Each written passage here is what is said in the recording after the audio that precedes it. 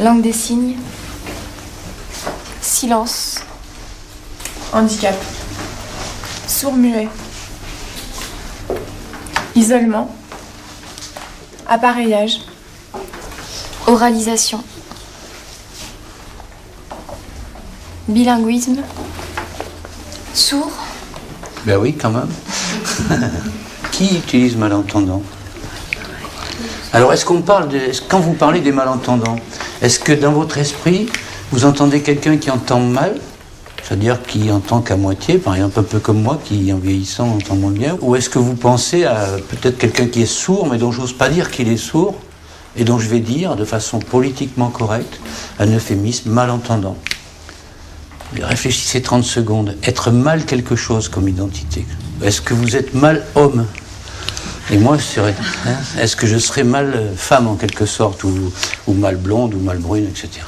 Imaginez que vous passiez une vie à être définie parce que vous avez une idée que la majorité a de vous dans le mal quelque chose.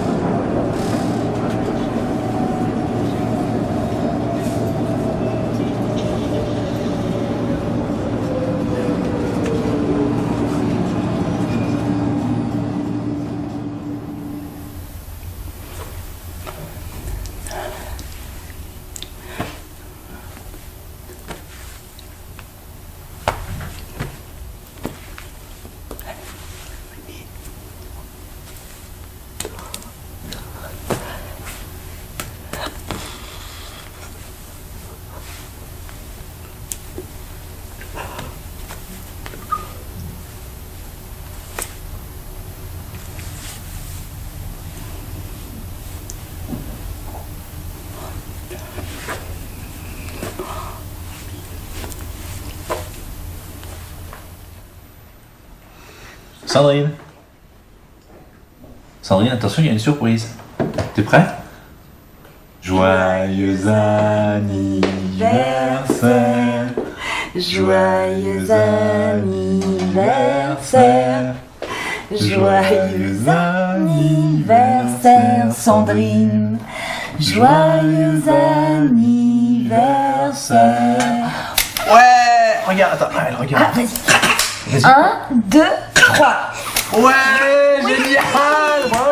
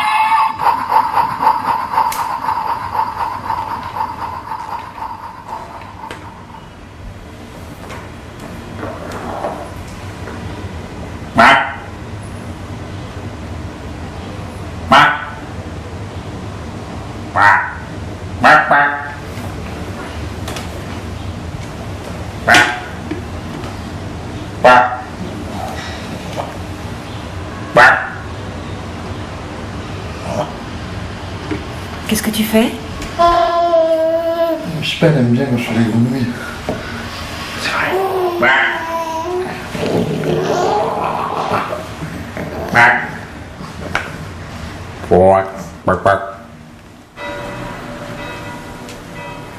Et cette petite Sandrine, elle mange bien? Oui, oui. Et depuis quand vous avez des doutes? Enfin, c'est venu doucement en fait, quelques petits signes. Et puis,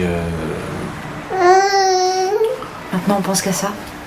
Bon, on va faire quelques tests très simples.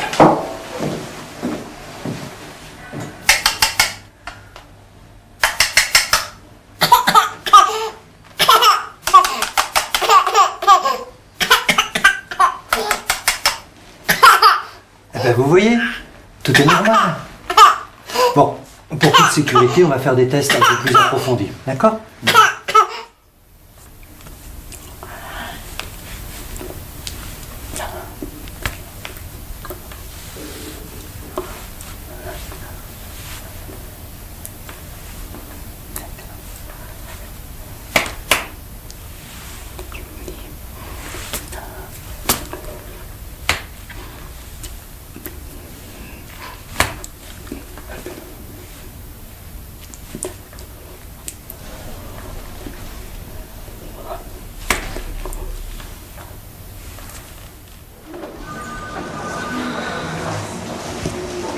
Bonjour.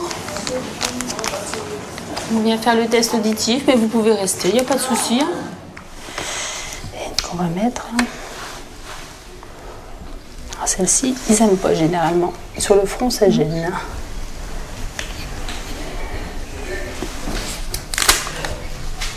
C'est à gauche.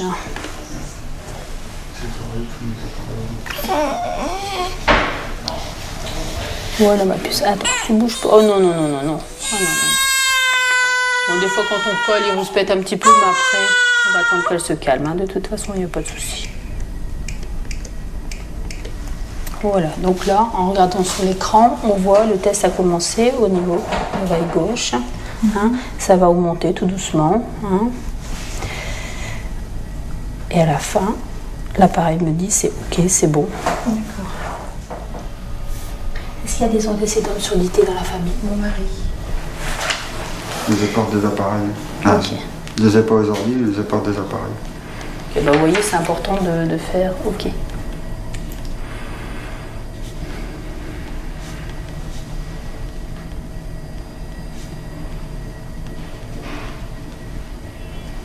Ça, je le précise hein, sur le carton. Ça avance, hein, vous voyez, quand on regarde. Ça se fait depuis 1 an et demi, 2 ans. C'est un test qui est très fiable, mais bon. Mais c'est bien, hein. Bah oui, surtout quand il y a des antécédents. Oui, c'est si. Donc nous, on fait un premier test. Bon, si c'est bon, c'est marqué dans son carnet de santé, c'est tout. Si on a du mal à le faire, on en refait un deuxième.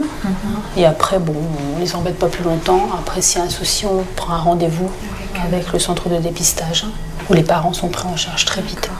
S'il y avait un souci. Mais très souvent, il n'y a pas grand-chose. Je pense que la manière dont le dépistage a été organisé actuellement conduit effectivement dans cette logique-là à penser que la surdité est une maladie qui se soigne et qui se guérit. D'ailleurs, ce dépistage se fait au même moment que en maternité, qu'au moment où on dépiste des maladies pour lesquelles un traitement très rapide est important pour l'enfant, par exemple la phénylcétonurie. On sait que c'est une maladie très grave, mais que cette maladie est dépistée dès la naissance, on adapte le traitement de l'enfant et l'enfant va se développer normalement, alors que si on ne le dépiste pas précocement, il va devenir très très lourdement handicapé. Donc il y a un intérêt vital à dépister la phénylcétonurie, par exemple, dès le jour 2 ou 3 de vie. La surdité, c'est d'un autre ordre. Et donc, il n'y a pas d'urgence à la dépister comme ça. Après le dépistage, il y a la confirmation diagnostique de la surdité qui se fait par des tests ORL. Et puis il y a l'annonce du diagnostic de surdité sur... Bon. Alors moi, c'est pas mon métier d'annoncer la surdité, mais je sais par ce qui m'est raconté, par toute une série de personnes qui témoignent de cela, que ce qui est dit à ce moment-là, ce n'est jamais votre enfant est sourd. C'est votre enfant a un problème auditif et on va pouvoir l'aider parce que maintenant la médecine a fait de grands progrès et avec l'implant on va l'aider. Et les parents qui sont dans un premier temps extrêmement confiants par rapport aux professionnels médicaux sont très réceptifs par rapport à ce discours-là, qui est le discours qu'ils souhaitent entendre puisqu'ils ont un enfant, on leur dit qu'il est sourd, et puis le discours médical consiste à dire on va le soigner, la surdité va disparaître. Donc, ils sont très réceptifs à ça. Ils sont très contents de ça. Et malheureusement, ils partent dans cette logique-là où on dénie complètement la surdité. On fait comme si l'enfant n'était pas sourd, s'il allait un jour ne plus l'être.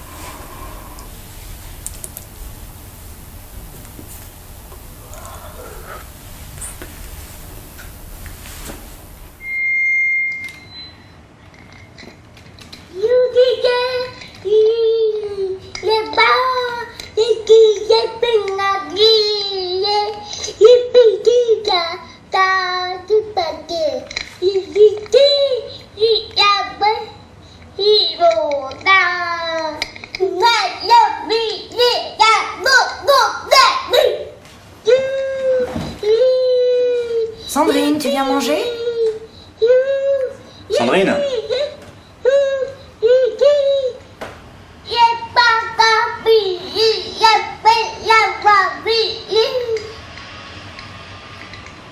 Tu viens, Sandrine? Tu viens?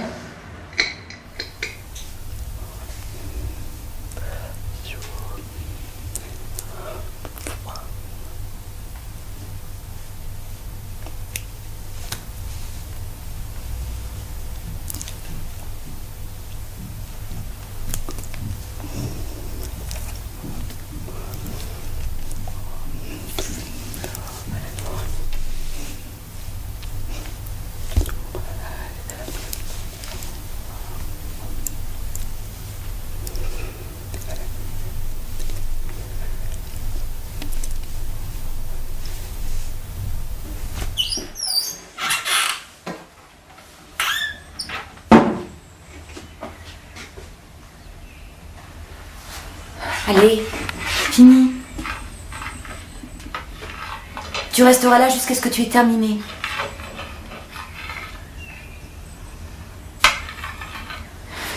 Tu m'entends, Sandrine?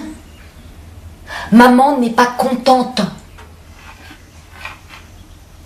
Allez, fini. Tu termines toute ton assiette.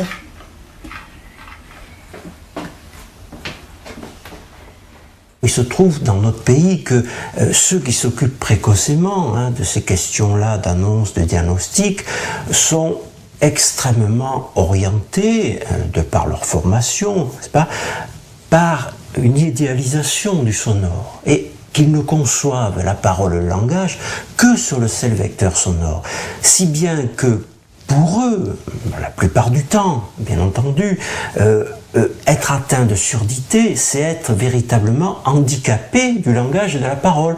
C'est être quelque part malade, en quelque sorte, de ne pas pouvoir parler. Et bien ceci est bien sûr complètement abusif et tout à fait partial, puisque un petit gamin, un petit enfant est parfaitement à même de prendre parole au travers de la gestuelle, et que il se construit avec la relation, dans la relation avec son entourage, un certain nombre de réseaux langagiers dès lors qu'on lui en donne la possibilité. Donc, si vous voulez, d'une part, on n'est pas habilité à concevoir que les sourds sont des malades de la parole, pour la bonne et simple raison que la parole n'est pas dépendante du seul vecteur sonore.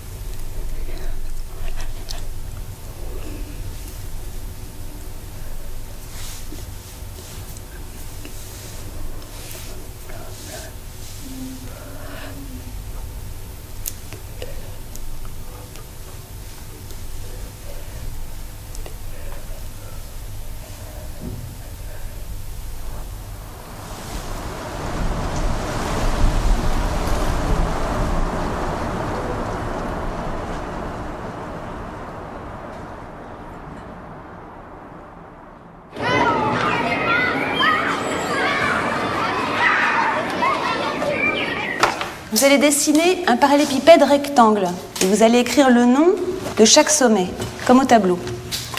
Attention, il y a un sommet caché, on va l'appeler H. Vous savez qu'il s'agit d'un parallélépipède. Réfléchissez bien. Quand vous aurez fini de dessiner, vous allez répondre à la première question. Quelle est la forme des faces ? Vous savez qu'il s'agit d'un parallélépipède.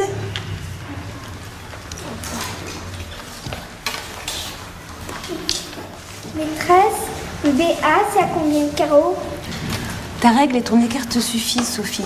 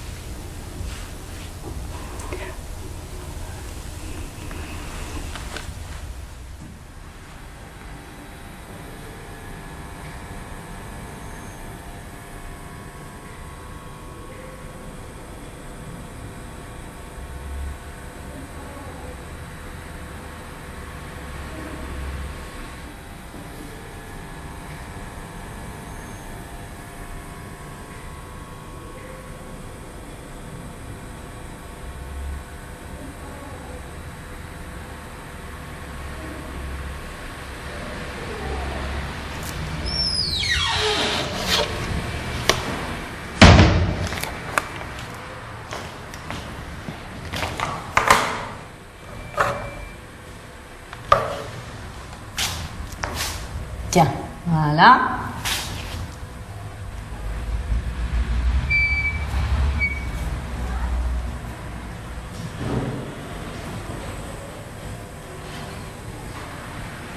Ça va? Ça fait pas mal?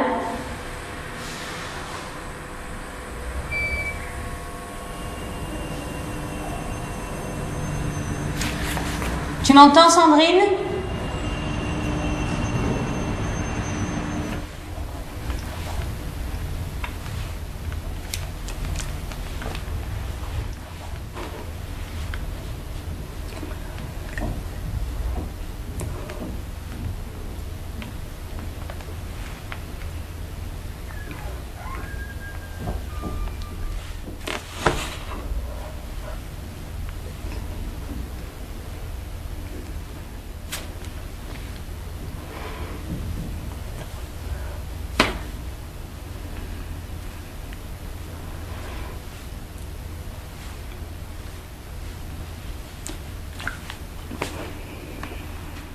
L'approche de la surdité de l'enfant vue comme un manque, à partir du diagnostic et de la représentation plutôt en creux et en négatif de ce que peut être la surdité, entraîne forcément l'idée d'un projet, alors ça peut être à l'école, en famille, dans la société, qui soit un projet à encourager la réhabilitation ou le rapprochement de la norme, entendre et parler.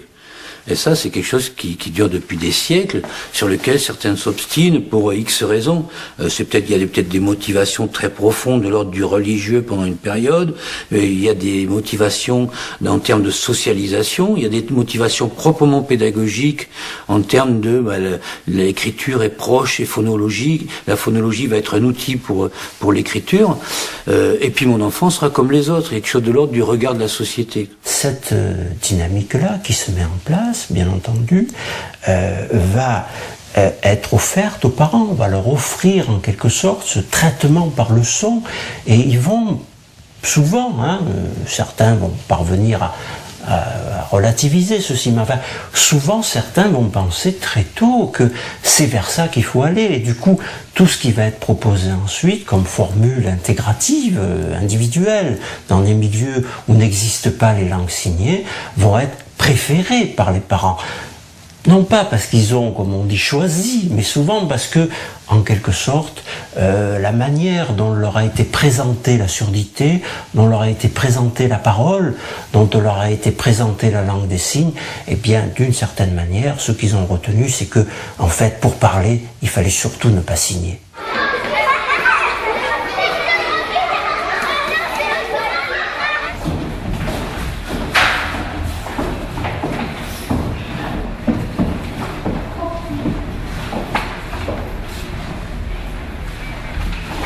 Entrez, allez-y.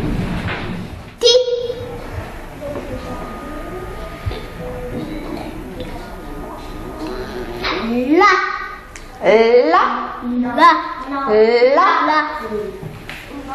Est-ce que tu es d'accord, Mélis? Ta. Un. Ra.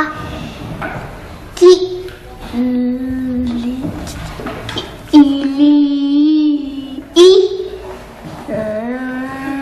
Oui, il. Très bien.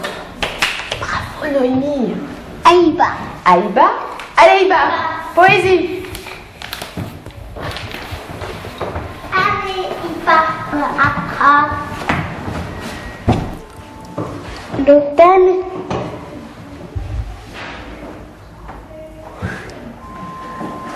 On voit tout le temps, on entend quelque chose qui vous étonne.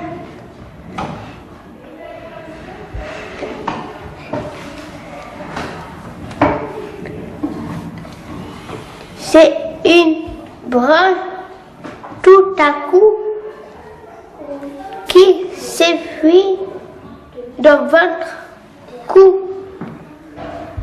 Le lame tout rouge.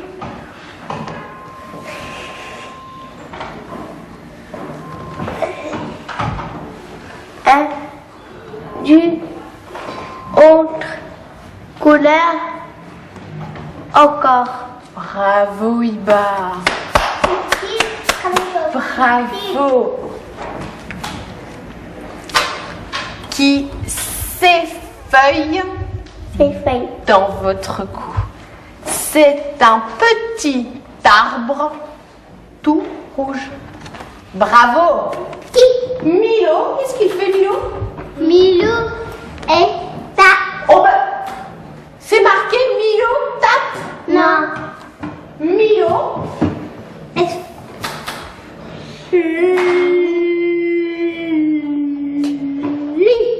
Lit. Qu'est-ce que ça veut dire? Milo lit.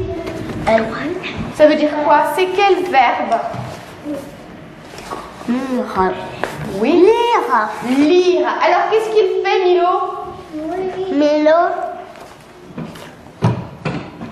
Il dort. Il dort? Mais non, qu'est-ce que tu m'as dit? Lire. Milo. Lire. Il lit. Voilà.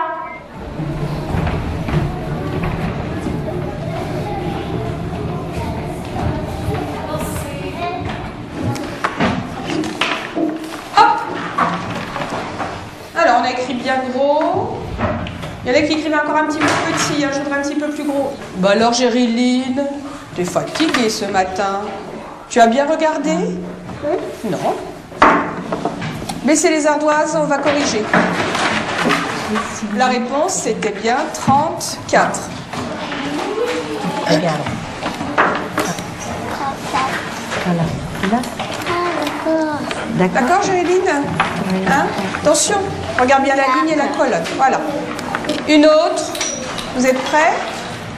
Alors, je veux juste vérifier, sans écrire, juste en levant le doigt. Quel est le nombre qui va être ici? Martin. 39. Celui qui va être ici. 59. Celui qui va être avant celui-là. 52. Celui qui est après celui-là. Oui, Gériline. 44. Très bien. Celui qui est après...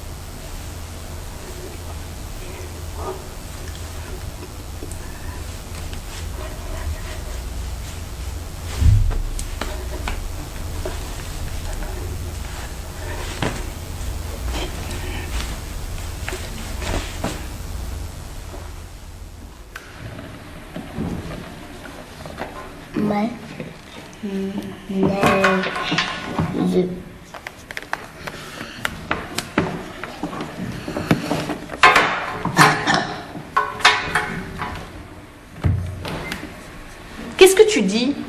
Que dis-tu? Je dis, maman, je veux un manège. Et ta maman? Maman, vas-y, recommence. Maman.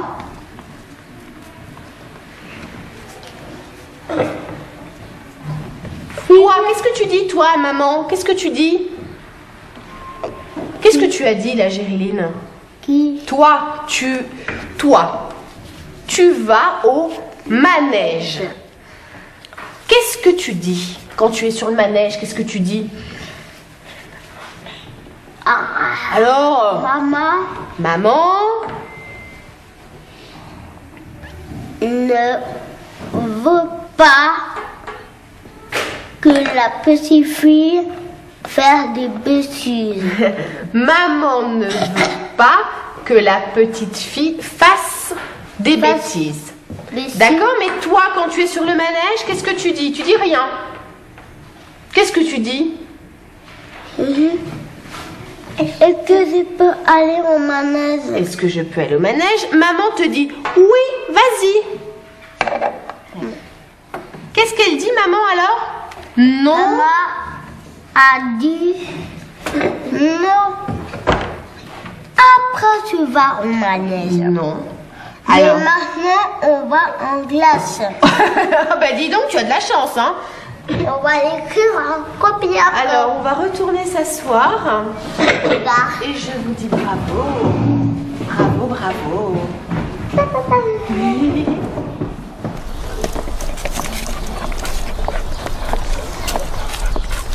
On y va, Doudou?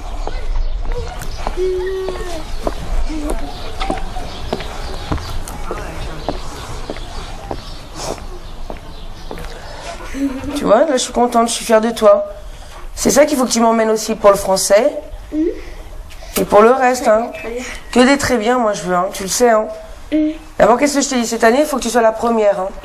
Et rien d'autre. Sera peut-être c'est deux. Non, c'est pas peut-être, c'est sûr. Non, non, c'est sûr. Cette année, tu passes en CE2, c'est sûr. C'est pas sûr. Non, non, moi je dis c'est sûr. T'as intérêt à passer en CE2, Géréline. Je t'ai dit, l'année dernière, il y a eu des conséquences, mais cette année, faut pas que tu redoubles, hein. C'est l'après de l'annonce, on va dire que ça a été plus dur pour moi. Quand j'étais avec ma fille, bon, le seul truc que je lui demandais, c'était pardon. Voilà, la seule chose que je pouvais lui dire, c'était pardon. Pardon qu'elle soit sourde, pardon de lui avoir donné cette malformation. C'était ma seule faute, en fin de compte. Je la voyais comme une faute. On est beaucoup plus entendant qu'autre chose. Donc la parole, d'abord l'outil même pour pouvoir arriver dans une activité professionnelle assez intéressante d'une certaine façon. Je pense que plus elle sera dans la parole, plus elle travaillera là-dessus, plus la communication avec les autres personnes, les autres gens ira plus facilement. Je sais pas, après c'est une vision des choses. Moi, c'est peut-être le fait aussi, après on est qu'une femme, son entourage est entendant, donc j'ai pas de, c'est la seule solution au jour d'aujourd'hui.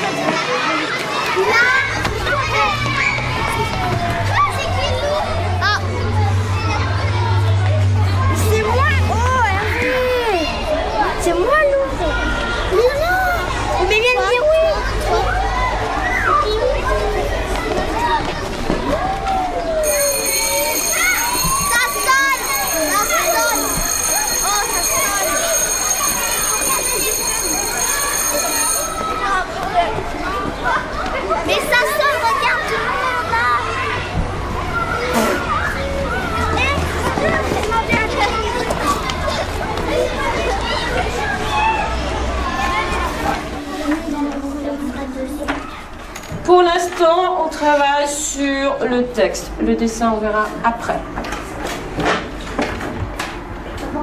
Maintenant, je veux le texte. Donc, vous réfléchissez. Vous avez ici des petites choses qu'on a retrouvées ce matin en y réfléchissant ensemble. Et vous écrivez. À mon avis, Do et Diego, vous n'êtes pas bien vraiment placés pour pouvoir travailler ensemble.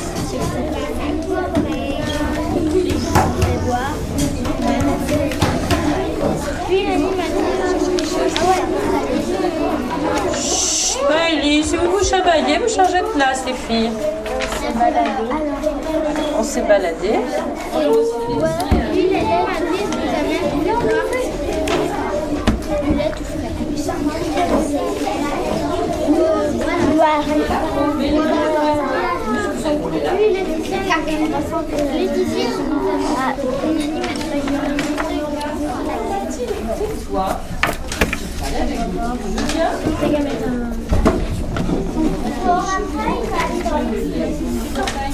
L'agneau et le porcelet, le lapin. Au revoir. Ça marche pas.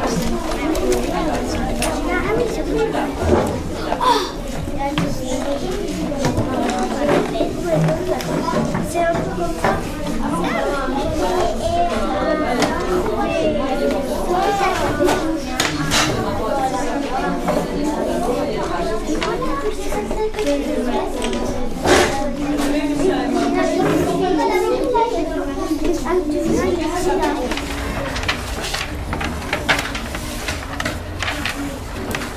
Allez, on y va.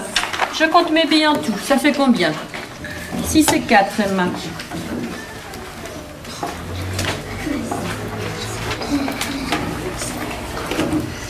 J'ai contre eux. Allez, Emma, on compte. Je compte mes billes. 6 plus 4. Alexis.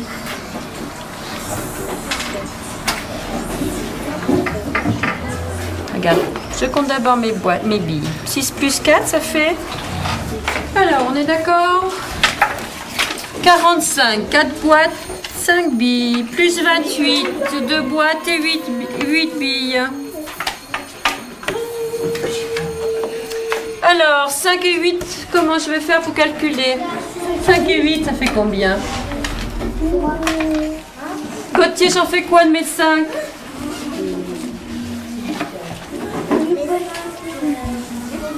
5 et 5? Non, on fait une nouvelle boîte, d'accord. Et qu'est-ce que j'ai comme boîte maintenant? 1, 2 et 3. 3, 2 et 3, ça fait?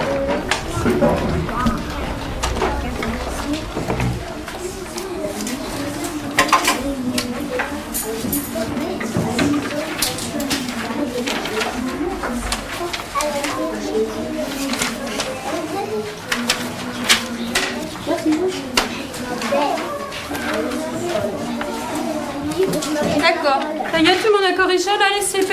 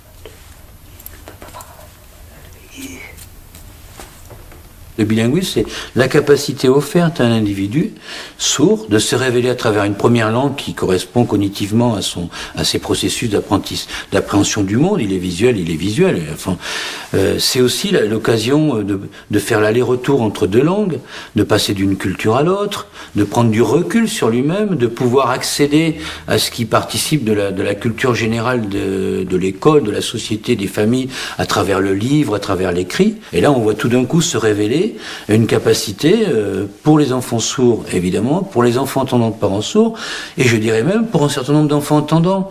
On voit dans les écoles, là où se pratique une immersion bilingue, on voit énormément d'enfants entendants qui ont envie et qui très vite apprennent la langue des signes. Parce qu'elle est, si on fouille un peu, elle est quand même un résidu de notre histoire humaine. D'un point de vue anthropologique, on est dans le geste humain.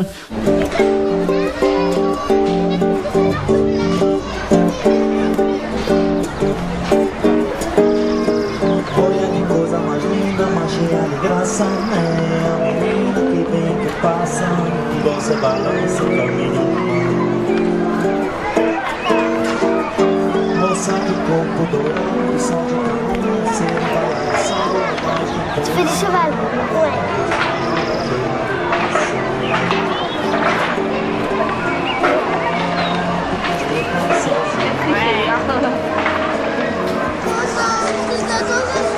Mais j'ai pas de petit gâteau là, mon chou. Attends, je vais te donner des sous. On va voir si tu peux t'acheter quelque chose avec ça.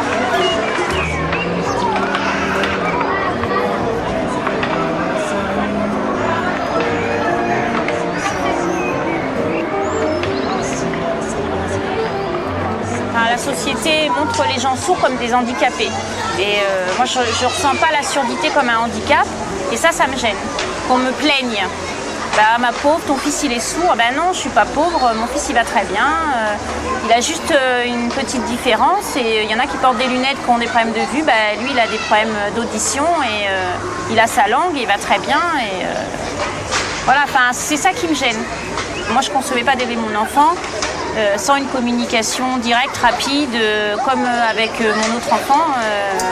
Et la langue des signes, c'était... voilà, c'est sa langue, c'est une langue, c'est plus facile que de l'obliger à parler. Et qu'il n'entend peut-être pas tout ce que je dis et qu'on ne communique pas correctement et avec des malentendus. Et Paul, il ne se sent pas handicapé. Mais moi, j'appréhende le jour où il va prendre conscience que pour la société, il est handicapé.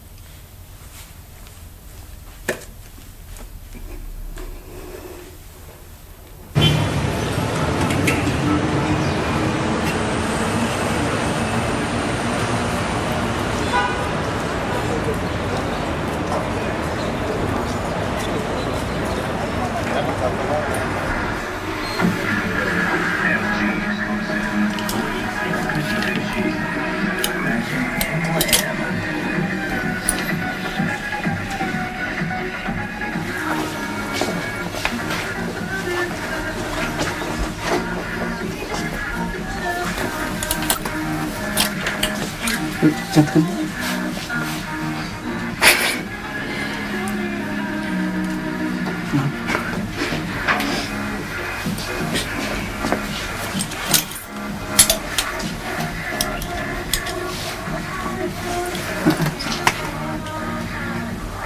Non. J'aime bien, j'aime bien.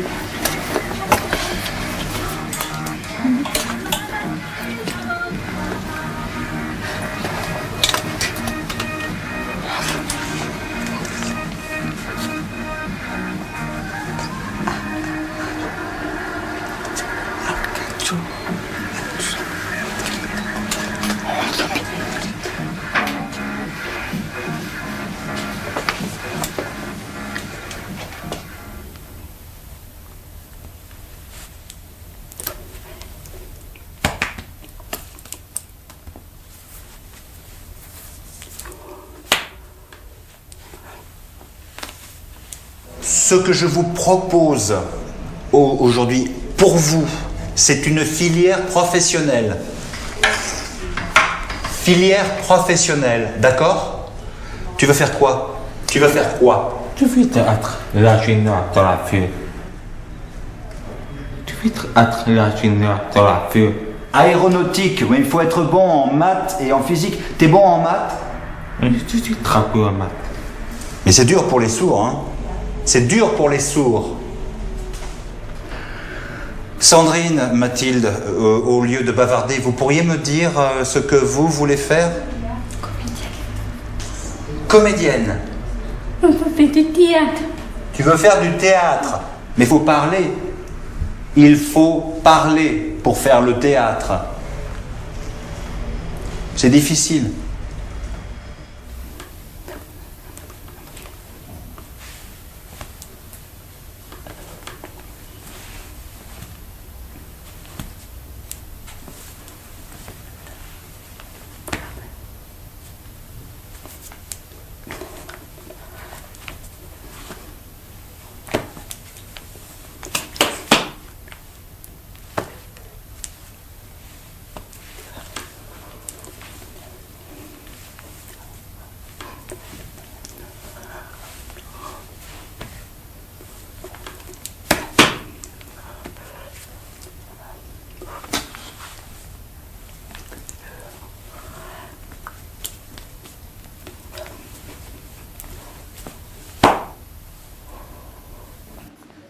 Ça se fait qu'il ne souffre pas d'imprécision. Quand on est imprécis, on l'a vu hier, ça ne marche pas bien, quoi. Parce que aussi, entre la langue des signes et la parole, il faut qu'il y ait des moments où ce soit en même temps et des moments où ça s'écarte. Oui, il y a des rendez-vous. Il y a des rendez-vous. À l'intérieur, il y a des rendez-vous qui tombent pile en même temps. Et c'est ça qui est intéressant parce que ça permet au spectateur, lui, de se repérer dans la langue des signes. C'est-à-dire que la propre langue parlée, la langue orale, sert pratiquement pour un spectateur entendant de véhicule pour dire « Ah, mais ça veut dire ça !» Ils le disent comme ça. « Ah bon, ils le vivent comme ça, eux, alors que les autres le vivent différemment. » Vous voyez ?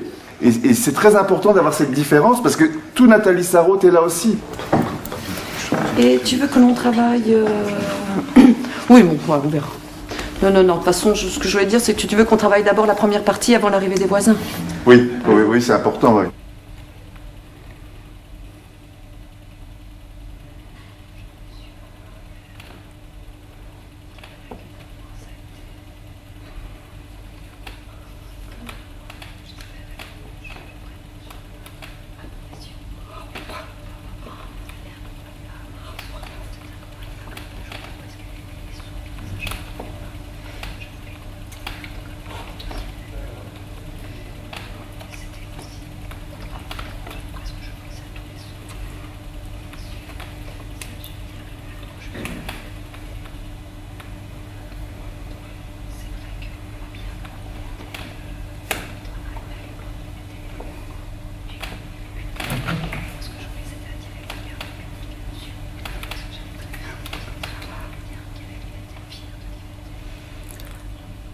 Faut pas trop calculer non plus, sinon on surveille, ça constipe le jeu après.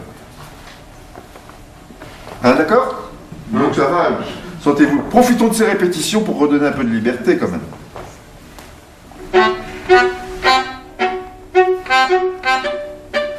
ça qu'avec moi tu as pris des précautions. Rien de voyant. Rien de clair. On peut me comprendre? Rond pour un oui ou pour un non? Tu te rends compte?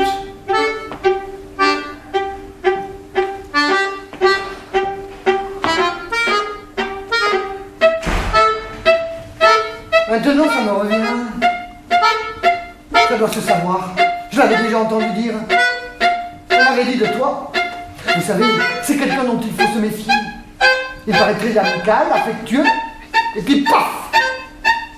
Pour un oui ou pour un non, on ne le revoit plus. J'étais indigné. J'ai essayé de te défendre. Et voilà que maintenant, avec moi, vraiment c'est le cas de le dire, pour un oui ou pour un non, parce que j'ai dit, c'est bien ça. Oh, pardon. Je ne l'ai pas prononcé comme il fallait.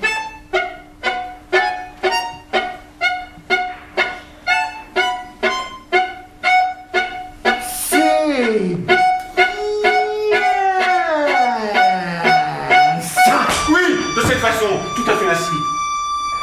Avec cet accent qui semble bien cet étirement. Oui, je t'entends.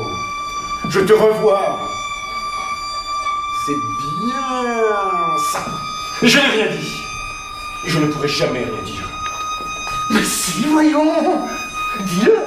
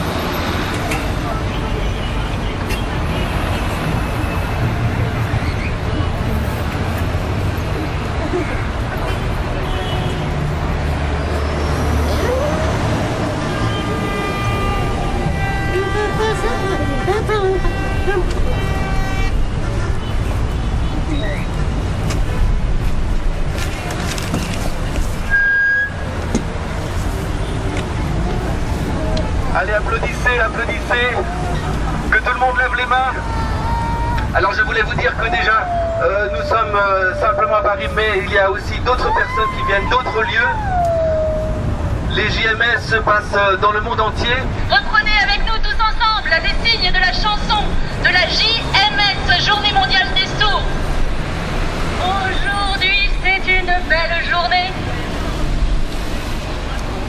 Sentez les vibrations et changeons. Enivrons-nous toute la journée, toute la nuit durant.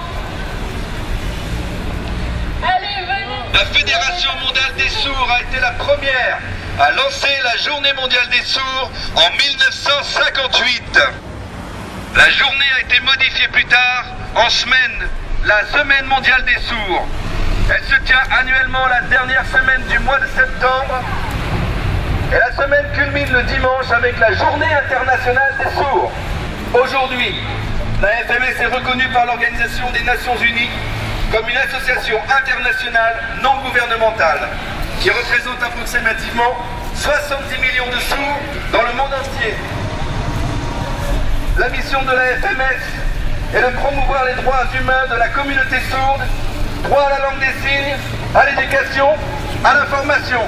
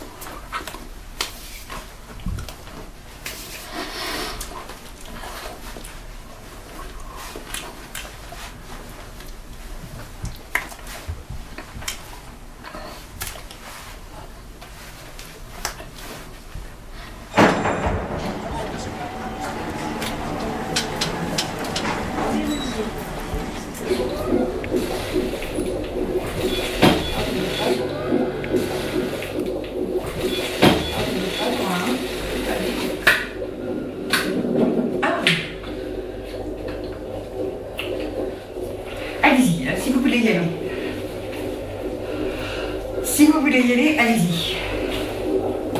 Tout doucement, doucement. Allez. Et surtout, tu lui dis bien que quand il ne faut pas qu'elle souffle. Hein. C'est très bien. Allez-y encore. Non. Très bien.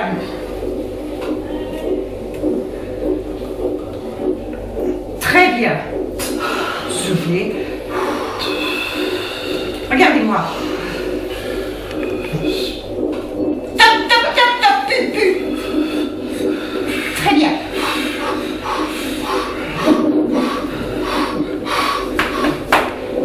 Pas pousser, pas pousser, pas pousser.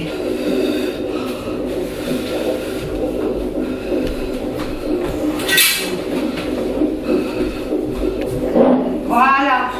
Vous voulez l'attraper? Voilà. Super.